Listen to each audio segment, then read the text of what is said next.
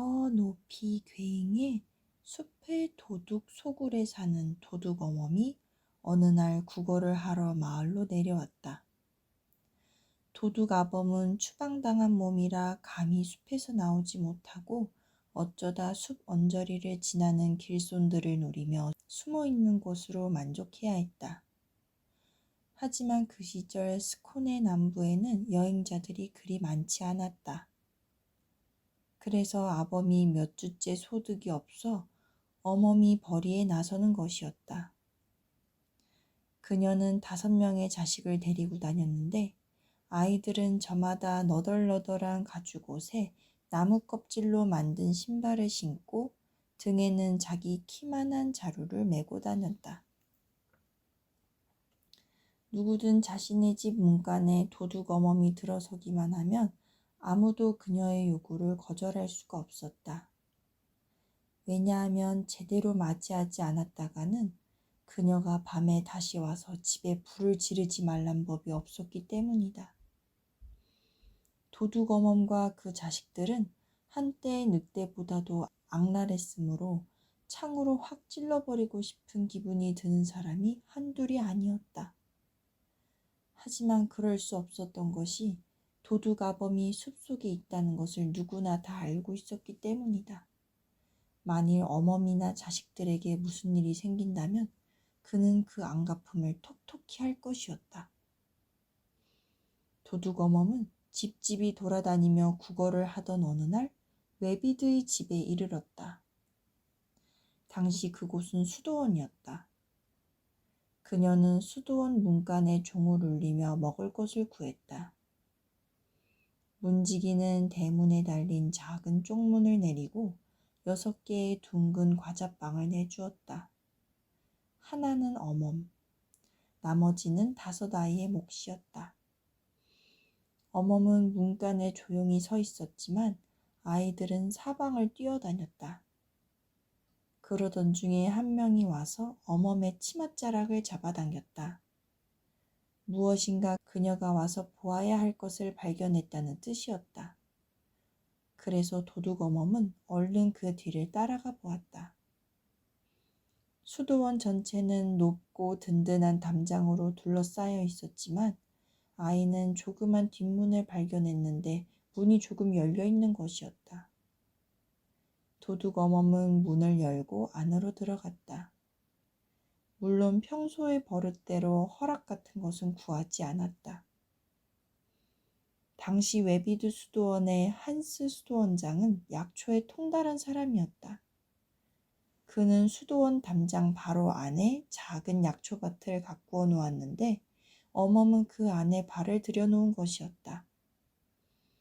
첫눈에 너무 놀라 그녀는 문간에 우뚝 서버렸다.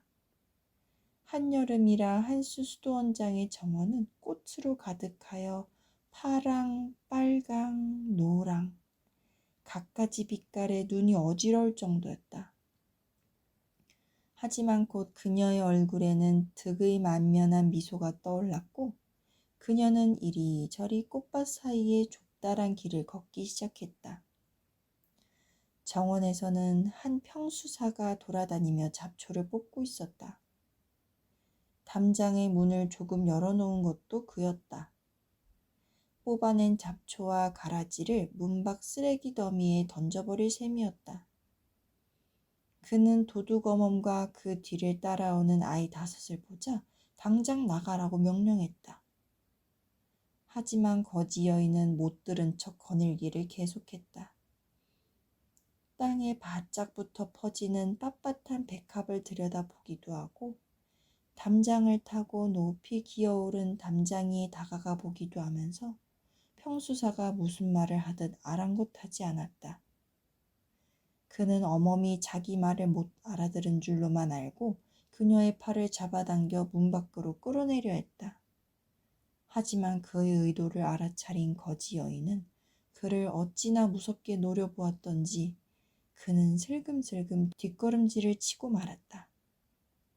그녀는 동냥자루를 맨 등을 구부리고 걷고 있었지만 이제 몸을 꼿꼿이 폈다. 난 괭의 숲에서 온 거지 어멈이다. 그러니 할 테면 해봐. 그녀는 마치 자신이 덴마크의 여왕이라고 선포하기나 하듯 아무도 감히 어쩌지 못할 것 같을 확신하는 말투였다. 그래도 평수사는 용기 내어 맞섰다.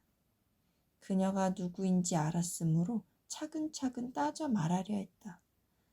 당신도 알겠지만 도둑어멈, 여기는 수도사들이 사는 곳이고 여자들은 이 담장 안으로 들어오면 안 돼.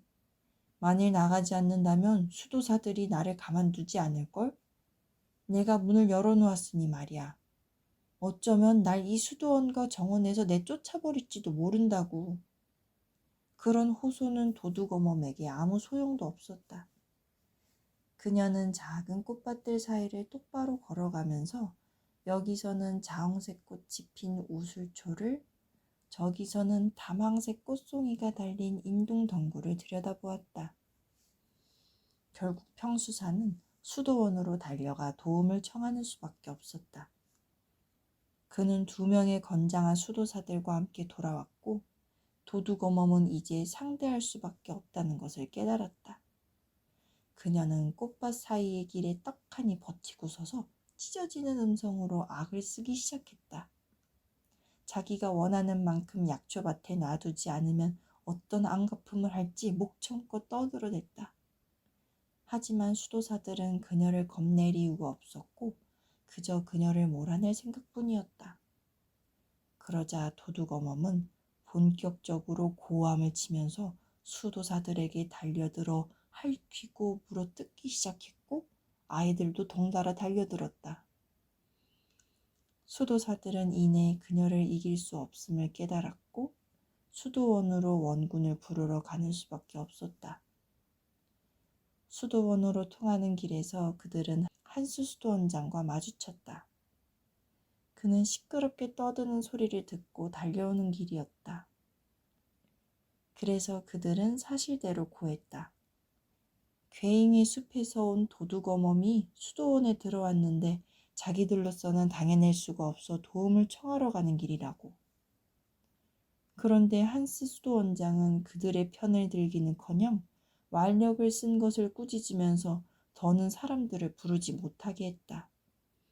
그는 2명의 수도사들을 본래의 일터로 돌려보냈고 자신은 늙고 힘도 없는 노인이었지만 평수사만을 데리고 정원으로 향했다.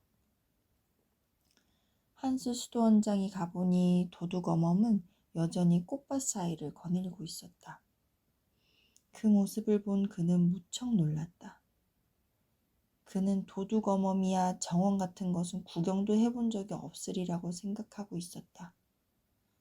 그런데 그녀는 희귀한 약초들이 심어진 작은 꽃밭 사이를 천천히 거닐면서 마치 오래전부터 잘 아는 사이나 되는 듯이 꽃들을 일일이 들여다보는 것이었다. 어떤 꽃을 향해서는 웃어 보였고 어떤 꽃을 향해서는 고개를 흔들기도 했다. 한스 수도원장은 자신의 정원을 이 세상에 쓰러져 버릴 것들을 사랑할 수 있는 한 무척 사랑했다.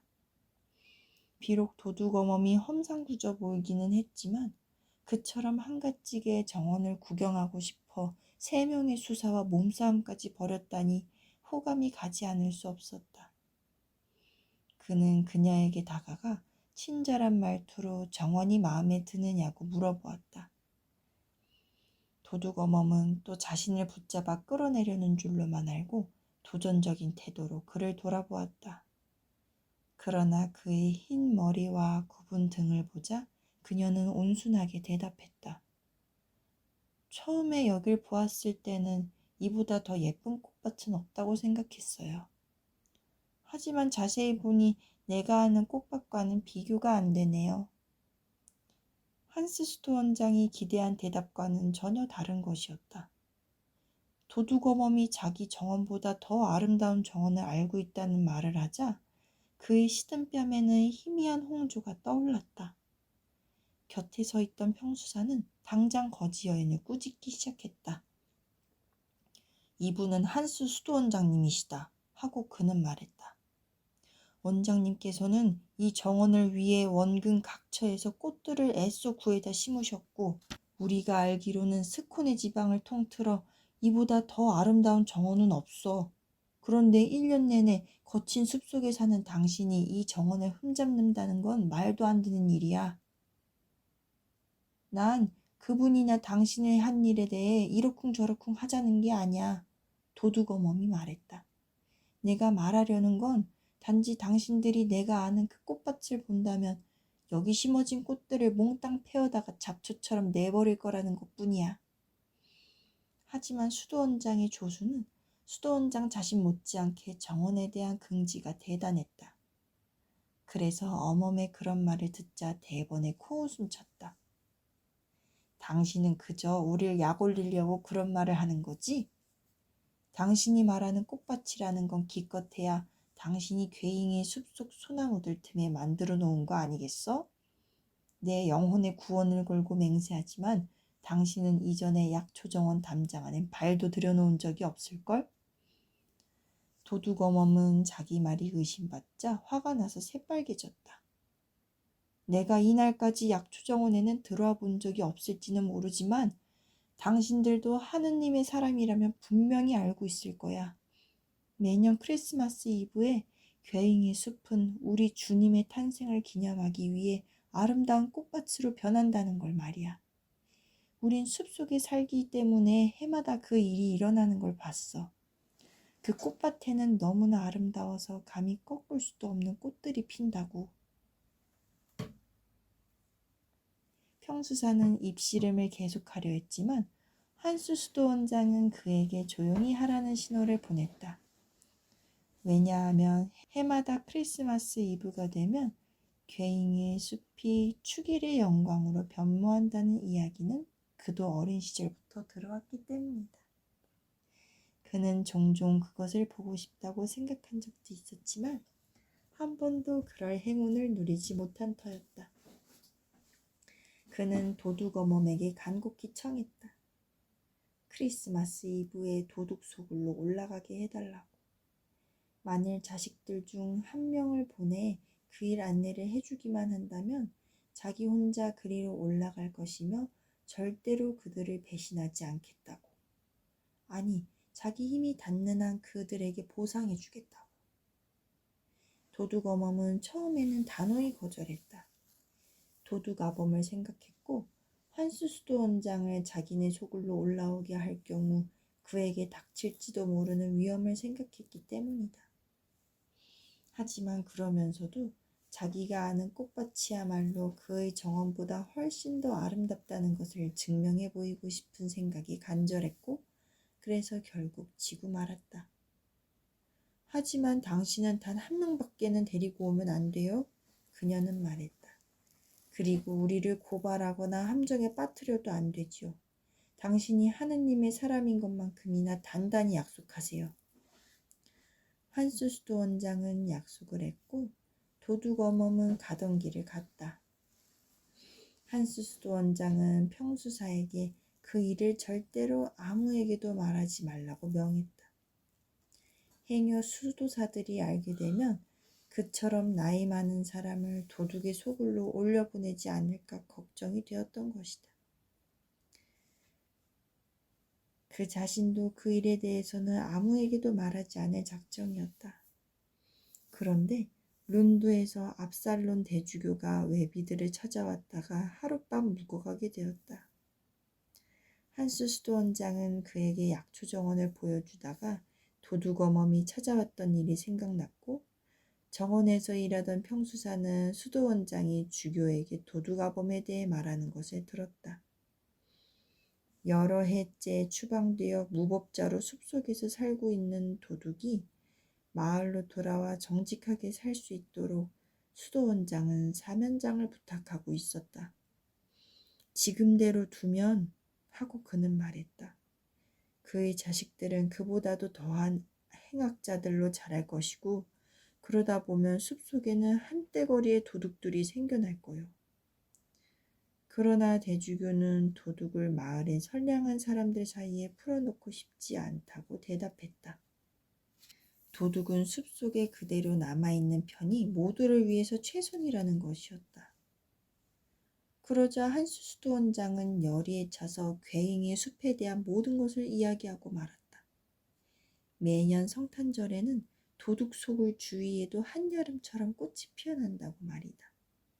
그 도둑들이 악하다고는 해도 하느님의 영광이 그들에게 나타날 정도라면 우리도 그런 축복을 누리지 못할 만큼 완고해져서는 안 되지 않겠소? 대주교는 한수수도 원장에게 대답할 말을 알고 있었다. 그렇다면 나도 약속하겠소. 하고 그는 미소 지으며 말했다.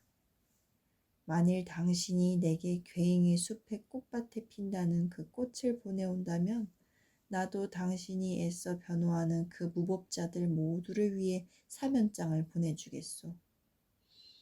평수사는 압살론 주교가 자기만큼이나 도둑어멈의 이야기를 믿지 않는다는 것을 알아차렸다. 하지만 한수수도 원장은 그런 것은 전혀 눈치채지 못하고서 압살론에게 약속해 주어 고맙다며 반드시 꽃을 보내겠다고 다짐하는 것이었다. 한수수도 원장은 자기 뜻을 밀고 나갔다. 다음 크리스마스 이브에 그는 웨비드 수녀원에서 수도사들과 함께 있지 않고 괴잉의 숲을 향해 떠났다. 도둑어멈의 자식들 중 한 명이 그를 마중하러 나와 있었고 약초정원에서 도둑어멈과 함께 이야기했던 평수사가 그 뒤를 바짝 따랐다. 한수수도 원장은 오래전부터 이 여행을 벼르던 터라 마침내 이루어지자 무척 행복해했다. 하지만 그를 따라 나선 평수사의 입장은 전혀 달랐다. 한스스도 원장은 그에게 아주 소중한 사람이었으므로 그를 보살피고 시중두는 일을 다른 누구에게도 맡기고 싶지 않았지만 크리스마스 이브의 꽃밭 같은 것은 보게 되리라 기대하지 않았다. 그는 그 모든 일이 도둑어멈이 한스스도 원장을 자기 남편의 소나기에 넣으려는 교활한 함정이라고 여기고 있었다. 한스스도 원장은 말을 타고 숲을 향해 가면서 사방 어디나 축일 준비로 들떠 있는 것을 보았다. 농가마다 목욕탕에 불을 떼서 오후에 목욕을 위해 물을 데우고 있었고 식량 저장실에서 살림집으로 큼직한 고깃덩이와 빵을 나르는가 하면 헛간에서는 마룻바닥에 깔 밀집을 큰 단으로 드러 나르고 있었다. 작은 시골 교회들을 지나면서 그는 교구 목사들이 사찰과 함께 교회를 꾸미느라 한창 바쁜 모습도 보았고 괴쇼 수도원으로 가는 길에 접어들었을 때는 교구의 모든 가난한 자들이 수도원 문에서 받은 한아름의 빵과 긴 양초를 들고 가는 것도 보았다. 한스 수도원장은 이 모든 크리스마스 준비를 보자 마음이 한층 더 바빠졌다. 그는 자신을 기다리고 있는 잔치, 다른 사람들이 즐기려는 어떤 잔치와도 견줄 수 없는 잔치를 생각했다. 하지만 평수사는 마을마다 크리스마스 준비를 하는 모습을 보고는 안달이 나서 푸념을 늘어놓았다. 그는 점점 더 애가 타서 한수 수도원장에게 일부러 도둑의 소나기에 떨어지려 하지 말고 제발 그만 돌아가자고 졸라댔다. 한수 수도원장은 평수사의 애원에 아무 대꾸도 하지 않고 똑바로 앞을 향해 나아갔다. 그는 들판을 뒤로 하고 황량한 숲지대로 들어섰다. 이제 길은 험하기가 가시밭이요 돌짝밭이었고 시내와 개울에는 다리는 물론이고 널조각조차 놓여 있지 않았다. 나아갈수록 날은 더 추워졌고 한참 만에야 눈 덮인 땅에 이르렀다. 숲을 지나는 것은 길고 험한 여행이었다. 그들은 가파르고 미끄러운 비탈길을 올라갔고 늪지들을 기다시피 하여 건넜으며 바람에 쓰러진 나무와 가시덩굴을 헤치고 나아갔다. 날이 저물 무렵에야 그들은 잎이 진 활엽수와 푸른 침엽수들이 높이 둘러쳐진 숲속의 목초지대를 지나게 되었다. 목초지의 뒤쪽에는 산의 절벽이 버티고 있었고 그 절벽에 두터운 판자로 만든 문이 하나 보였다. 한스 수도원장은 이제야 목적지에 도착했음을 알고 말에서 내렸다. 소녀는 그를 위해 묵직한 문을 열었고 그는 암벽 그대로인 동굴 안을 들여다보았다. 도둑어멈은 굴 한복판에서 타고 있는 장작불 앞에 앉아 있었다. 벽 주위에는 송판과 이끼로 만든 침대들이 놓여 있었고 그 중 하나에 도둑아범이 잠들어 있었다. 들어와요, 거기 밖에 있는 사람들. 도둑어멈이 자리에서 일어나지도 않은 채 외쳤다. 그리고 말들도 데리고 들어와요. 안 그러면 밤새 얼어 죽을 테니. 한스 수도원장은 대담하게 동굴 안으로 들어섰고 평수사도 그 뒤를 따랐다. 동굴 안은 가난하고 누추했으며 크리스마스를 위해 준비한 것도 없었다. 도둑어멈은 끓이지도 굽지도 않았으며 씻지도 닦지도 않았다. 어린 것들은 맨바닥에서 솥을 둘러싸고 앉아 먹고 있었는데 멀곤 죽밖에는 없었다. 도둑어멈은 여느 넉넉한 농부의 아내와 다름없이 당당하고 명령적인 어조로 말했다. 거기 불가에 앉아 몸이나 녹이세요, 수도원장님. 그녀는 말했다. 음식을 가져오셨다면 드시고요. 우리가 숲에서 먹는 음식은 당신 입에는 맞지 않을 테니 먼 길을 오시느라 고단하시다면 저기 침대들 중 아무데나 누우셔도 됩니다. 너무 자버릴까봐 걱정할 필요는 없어요. 내가 여기 불가에 앉아 망을 보고 있을 테니까요. 당신이 여기까지 보러 올라온 것을 보게 될 시간이 되면 깨워드리지요. 한스 수도원장은 도둑어멈의 말에 따라 음식 자루를 꺼내 놓았지만 너무 지쳐서 거의 먹지도 못하고 침대에 눕자마자 잠들어 버렸다. 평수사도 누울 침대를 얻었지만 그는 도둑아범이 일어나 한스 수도원장을 해칠까봐 걱정이 되어서 눈을 붙일 수가 없었다.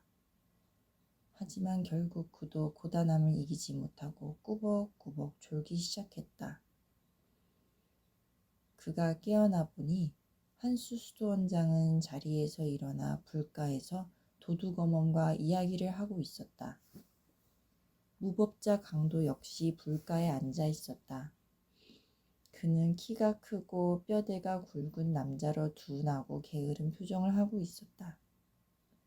그는 마치 대화에 귀 기울이고 있지 않은 것처럼 보이려는 듯 한수 수도원장에게 등을 돌리고 있었다.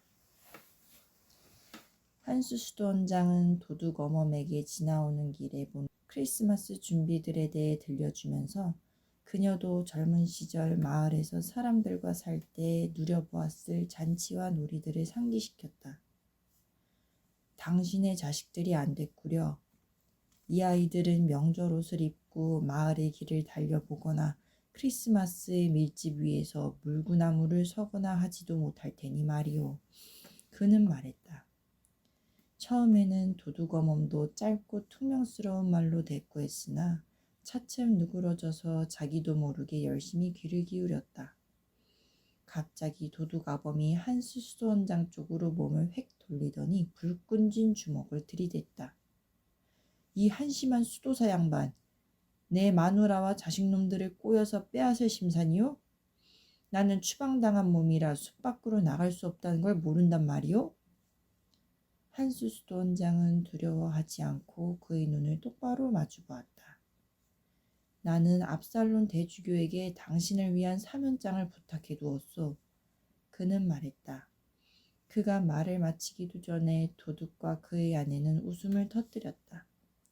그들은 숲의 도둑이 압살론 주교로부터 기대할 수 있는 자비가 어떤 것인지 잘 알고 있었던 것이다. 내가 만일 압살론으로부터 사면장을 받을 수만 있다면 하고 도둑아범이 말했다. 나는 거위 새끼 한 마리도 다시는 훔치지 않겠다고 맹세하지요. 평수사는 도둑이 감히 한수 수도원장을 비웃는데 기분이 상했지만 수도원장을 보자 흐뭇해졌다. 그는 수도원장이 웨비드에서 수도사들과 함께 있을 때도 지금 거친 도둑과 함께 앉아 있을 때보다 더 평온하고 온화한 것을 본 적이 없었다. 문득 도둑어멈이 일어섰다. 여기 앉아 이야기를 하느라 숲을 내다보는 것을 잊고 있었어요. 하지만 이 동굴 안에서도 크리스마스 종소리들이 들리는군요. 발이 떨어지기가 무섭게 그들은 펄쩍 뛰어 일어나 달려나갔다. 그러나 숲은 아직 어둡고 추운 겨울이었다. 단지 가벼운 남풍에 실려 아주 먼 종소리가 들려올 뿐이었다. 저 종소리가 어떻게 죽은 숲을 깨운다는 말인가? 한스 수도원장은 생각했다. 차가운 어둠 속에 서서 그는 그곳에 한여름의 꽃밭이 피어나리라는 것이 어느 때보다 불가능하게 생각되었다. 종소리가 한동안 울리더니 갑자기 한 줄기 빛이 숲을 비추었다. 다음 순간 다시 어두워지는가 싶더니 다시 빛이 돌아왔다. 그것은 삭막한 겨울나무들 사이로 마치 흔들리는 안개처럼 밀려왔다. 그러자 어둠 속에 희미하게 동이 터오는 듯했다. 쌓였던 눈은 마치 누군가가 카펫을 치워버린 것처럼 사라져버렸고 땅은 녹색으로 뒤덮이기 시작했다. 고사리는 마치 주교의 지팡이처럼 끝이 말린 잎을 내었고 암벽에는 히스가 자라기 시작했으며 땅바닥이 이끼에 뿌리를 내린 도금향은 금방 새 꽃을 피웠다. 숲풀은 무성해지고 봄꽃들의 부푼 봉오리는 이미 살짝 물들어 있었다. 한수 수도원장은 숲이 깨어나는 기척에 가슴이 뛰는 것을 느꼈다. 나 같은 늙은이가 이런 기적을 보게 되다니 하고 생각하니 눈물이 솟구쳤다. 다시금 주위가 어둑어둑해져서 어둠이 도로 땅을 뒤엎는 것이 아닌가 싶더니만 곧 다시 새로운 빛이 찾아들었고 그 빛과 함께 시냇물과 작은 폭포가 밀어닥쳤다. 그러자 나무들에서는 일시에 푸른 잎들이 피어나는 것이 마치 어디서 푸른 나비들이 날아와 앉는 것만 같았다. 깨어나는 것은 초목만이 아니었다. 가지에서 가지로 잣새들이 날아다니고 딱따구리들이 나무 둥치를 쪼아대는 바람에 지적개비가 흩날리기도 했다. 한때 찌르레기들이 전나무 꼭대기에 내려앉았다. 천국의 찌르레기들이었다. 작은 깃털 끝은 선홍색으로 빛났고 새가 움직일 때마다 보석처럼 반짝였다. 또다시 모든 것이 순간적으로 어두워지더니 새로운 빛이 찾아왔다. 신선하고 따뜻한 남풍이 불어와 숲의 목초지에 작은 씨앗들을 흩뿌렸다. 남쪽 나라에서 새와 배와 바람들이 실어온 이 씨앗들은 추운 북쪽 나라의 다른 곳에서는 살 수 없는 것이었다. 씨앗들은 땅에 닿은 순간 뿌리를 내리고 싹을 틔웠다. 뒤이어 찾아온 훈풍에는 월귤 열매들이 익었다. 황새와 드로리들이 울며 날아다녔고 피리새들은 둥지를 틀었으며 나뭇가지에서는 아기 다람쥐들이 놀기 시작했다. 그 모든 것이 너무나 빨리 진행되었으므로 한수 수도원장은 얼마나 엄청난 기적이 일어나고 있는지 생각할 겨를도 없었다. 그는 그저 보고 들을 뿐이었다. 그 다음에 밀려든 빛에는 새로 경작한 밭의 냄새가 실려왔고 멀리 소치는 아가씨들이 소를 모는 소리 그리고 양떼의 방울소리도 들려왔다. 소나무와 가문비나무에는 빨간 솔방울들이 빽빽이 달려 마치 진홍 외투를 두른 것만 같았다. 노간주 열매들은 매 순간 빛깔이 달라졌고 숲의 꽃들은 온 땅을 빨강, 파랑, 노랑으로 차례대로 물들였다. 한수수도 원장은 땅바닥에 무릎을 꿇고서 야생 딸기의 꽃을 한 송이 꺾었다. 그랬더니 그가 몸을 일으킬 때에는 손바닥에 딸기가 익어 있었다. 어미여우는 다리가 검은 새끼를 데리고 굴에서 나왔고 도둑 어멈에게 다가가 치맛자락을 긁었다. 그러자 어멈은 몸을 굽혀 여우에게 새끼를 칭찬해 주었다. 막 밤사냥을 하러 나왔던 부엉이는 빛을 보고 놀라 어두운 골짜기로 돌아갔다. 숯뻐꾸기가 울자 암뻐꾸기는 알을 입에 물고 작은 새들의 둥지로 날아다녔다.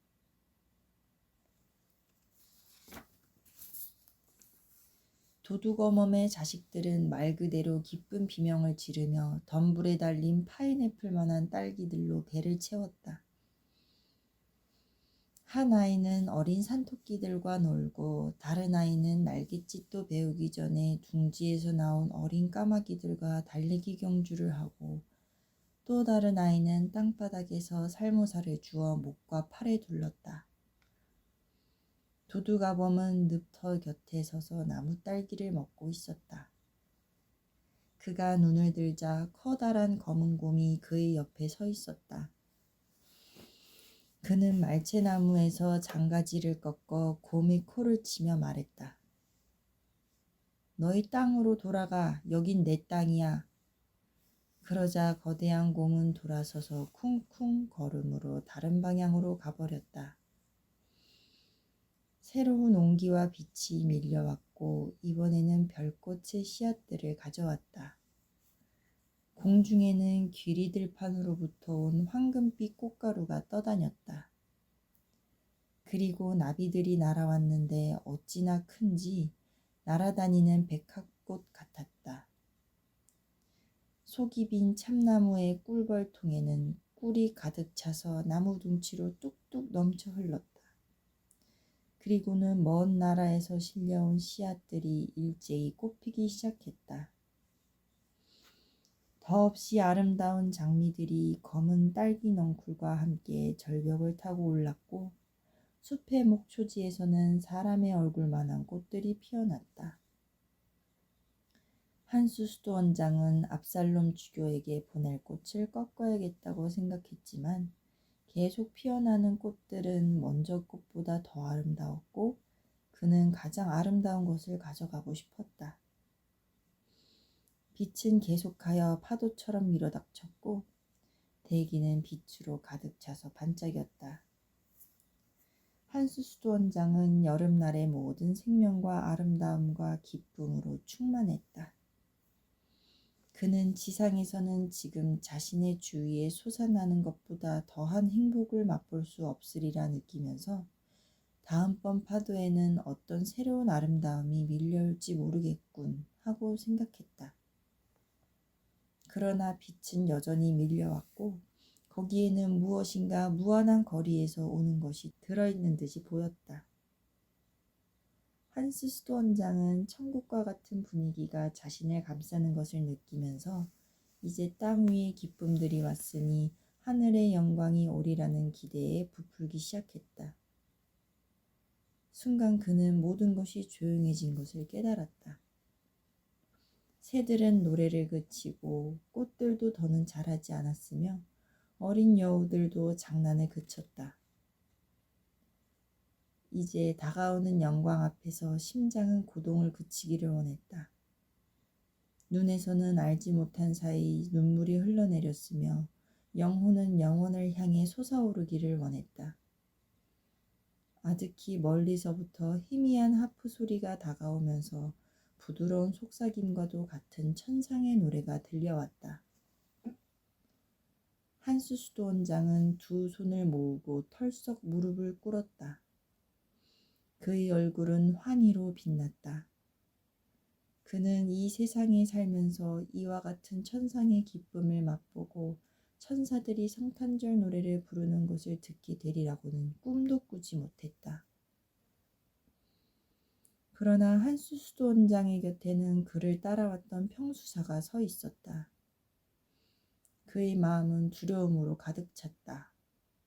이것은 진정한 기적일 리가 없어 하고 그는 생각했다. 이런 도둑들에게 보여지는 것이 하느님으로부터 오는 것일 리가 없지. 악마가 흑마술을 부리는 것이 분명해. 악의 권능이 우리를 시험하여 헛것을 보게 하는 거야. 멀리서 천사들의 하프 소리와 미제레레를 부르는 소리가 들려왔다. 그러나 평수사는 그것도 지옥의 악령들이 가까이 오는 소리라고 생각했다. 그들은 우리를 유혹하여 시험에 빠뜨릴 거야. 그는 한숨 지었다.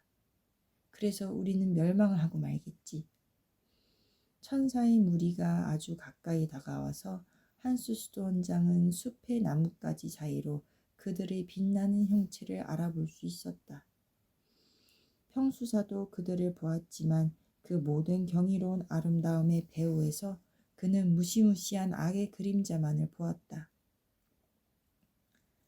그에게는 구주의 탄생을 기념하는 날 일어나는 이 모든 기적이 악마가 행하는 것이었다. 불쌍한 인간 존재들을 한층 더 쉽게 속이기 위해서 말이다. 그러는 동안에도 내내 새들은 한수 수도원장의 머리 주위를 날아다녔고 그의 손 위에 내려앉았다. 하지만 동물들은 평수사를 무서워했으므로 그의 어깨에는 새 한 마리 앉지 않았고 그의 발치에는 뱀 한 마리 놀지 않았다. 그때 작은 산비둘기가 날아왔다. 새는 천사들이 다가오는 것을 보자 용기를 내어 평수사의 어깨 위로 날아내려와 그의 뺨에 작은 머리를 갖다 대었다.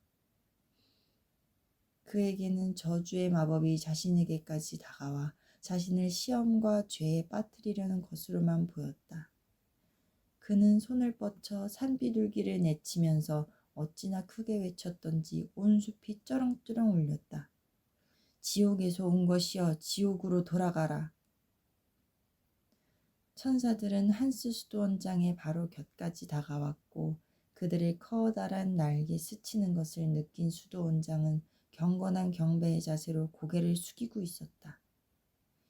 그런데 평수사의 말이 울려 퍼지자 천사들은 노래를 그치고 일제히 떠나가 버렸다. 동시에 빛과 온기는 인간의 마음속에 있는 차디찬 어둠에 대해 말할 수 없는 공포로 존율하며 쓰러져 버렸다. 어둠이 캄캄한 이불처럼 지상을 덮었다. 서리가 닥쳤고 모든 성장이 움츠러들었다. 짐승과 새들은 서둘러 달아났고 개울물은 그쳤으며 나무에서는 잎들이 비오듯 떨어졌다. 한수 수도원장은 조금 전까지만 해도 환희로 가득 찼던 자신의 마음이 이제 견딜 수 없는 괴로움으로 죄어드는 것을 느꼈다.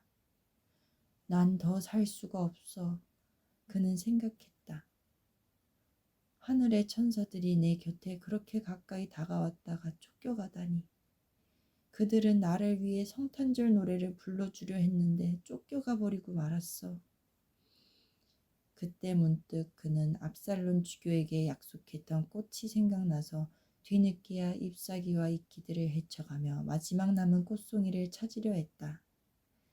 그러나 그의 손이 닿는 땅바닥은 이미 차가웠고 흰 눈이 쓸려다니고 있었다. 그러자 그의 마음에는 너무나 심한 고통이 생겨났으므로 그는 일어나지 못하고 땅바닥에 그대로 쓰러지고 말았다.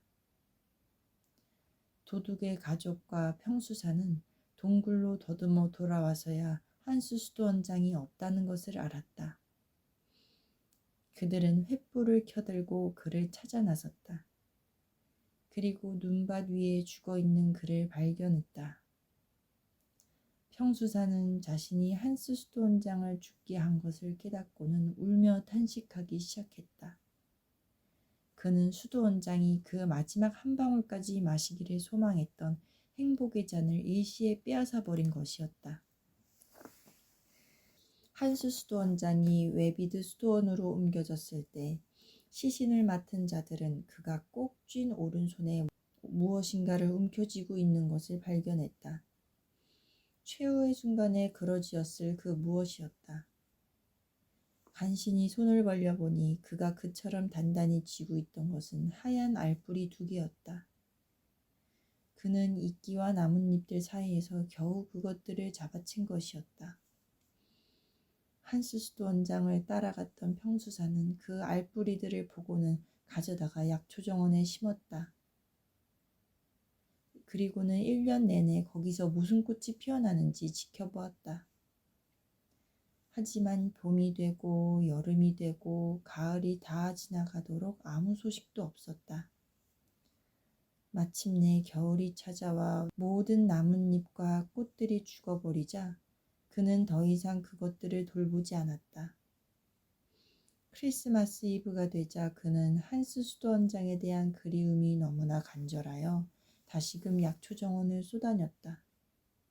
그런데 그가 알뿌리들을 심었던 곳에 푸른 줄기가 솟아나고 은백색 잎이 달린 아름다운 꽃들이 피어있는 것이 아닌가? 그는 수도원의 모든 수도사들을 불러 모았다. 그들은 다른 모든 초목이 죽어버린 이 겨울에 크리스마스 이브에 피어난 그 꽃을 보자 그것은 진실로 한스 수도원장이 괴잉의 숲에 크리스마스 꽃밭에서 꺾은 것임을 깨달았다. 평수사는 수도사들에게 그 꽃을 조금 꺾어 압살롬 주교에게 가져가도 되겠느냐고 물었다. 압살롬 주교를 찾아간 그는 꽃을 내밀며 말했다. 한스 수도원장님께서 보내시는 것입니다. 이것은 그분께서 괴잉의 숲의 꽃밭으로부터 꺾어다 드리겠노라고 주교님께 약속하셨던 꽃입니다. 압살롬 주교는 겨울의 가장 매서운 추위 한가운데서 피어난 그 꽃들을 보고 평수사가 하는 말을 듣자 유령이라도 만난 것처럼 창백해졌다. 한동안 묵묵히 앉아있던 그는 이렇게 말했다. 한수 수도원장께서 약속을 지키셨으니 나도 약속을 지켜야겠지. 그러더니 그는 젊은 시절의 추방당해 그 후로 내내 숲에서만 살아야 했던 도둑을 위해 사면장을 작성케 했다. 주교로부터 사면장을 받은 평수사는 그 즉시 도둑의 소굴을 향해 떠났다. 다음 날 크리스마스에 그가 그곳으로 들어가자 도둑들은 도끼를 쳐들고 그를 향해 다가왔다. 수도사 놈들은 몇 놈이든 간에 조각조각 내버리겠다. 그는 말했다. 간밤에 괴잉의 숲에 크리스마스 꽃밭이 피어나지 않은 것은 모두 너희들 때문이야. 잘못을 저지른 것은 저 한 사람입니다. 평수사는 말했다. 그 때문에라면 저는 기꺼이 죽겠습니다. 하지만 먼저 한수 수도원장님으로부터의 편지를 전해드립니다. 그러면서 그는 주교의 사면장을 내밀며 도둑은 자유의 몸이라고 말해주었다. 이제부터는 당신과 당신의 자식들은 크리스마스의 밀집에서 놀 수도 있고 사람들과 함께 크리스마스를 축하할 수도 있습니다. 한수 수도원장님께서 원하셨던 대로 말입니다. 그러자 도둑아범은 창백한 얼굴로 입을 다물었고 그를 대신하여 도둑어멈이 대답했다. 한수 수도원장님께서 약속을 지키셨으니 도둑아범도 약속을 지켜야겠지요? 도둑과 그의 아내가 동굴을 떠나자 평수사가 들어가 거기 살았다. 숲속에서 혼자 살면서 끊임없이 묵상하고 자신의 무정한 마음이 용서받기를 기도했다.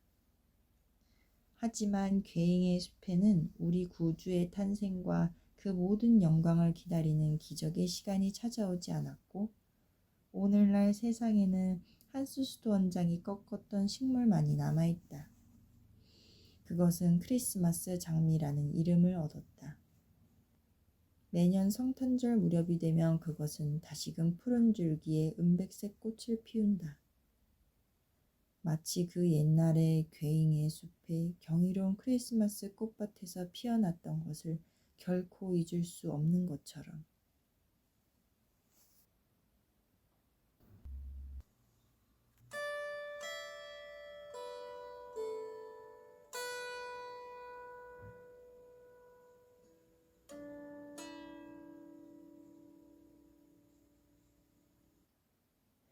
재미있는 이야기 다음에 또 들려줄게요.